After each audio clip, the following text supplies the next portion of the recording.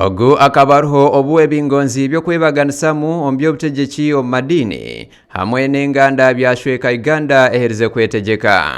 Bwanyuma y'okutuntumurwa kw'obugabe bwona omu ihanga omwaka gwa 1967 John Babiha akeshanga ari hagati y'ebyobutegeki bya Uganda nk'omuhwezi wa pulezidenti arikuza omu bigyere bya William Wilberforce na Diop.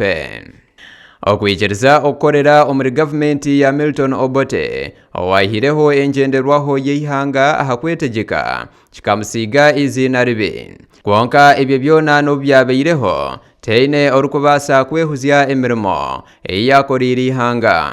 Babiha owabeireho na minisita w'ebyamatungo amakorero n'ebyobujubi akakora bikuru omu ofisi nk'okwongera aha bwingi bw'amatungo n'entasya y'amaka. Nasimwa munonga aho bw'okureeta ente ez'enjungu hamwe n'empuuta hamwe n'okuzitirira amatungo okw'omurembe okwetorora eihanga.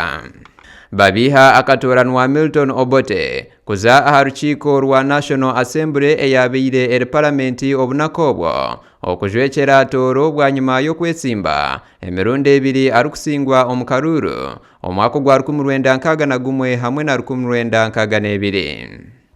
Meja Edward Rurangaranga ekikonji kya UPC akagira ngu Babiha akakora nka minisita n'ekiteekateeko ky'okureeta empuuta okuruga aheeru y'eihanga n'ekye ekyareeteire abanya-Uganda kutunga emboga barikuhuuta na kasupu oteireho kurwanisa obworo omuri abo abarikuzishuubura n'okuhisya eryambweno. Okushohoza amate maingi hamwe na n'enyama Babiha nuwe yayibembire ehururu ey'okutandika faamu za gavumenti kwetorora ihanga.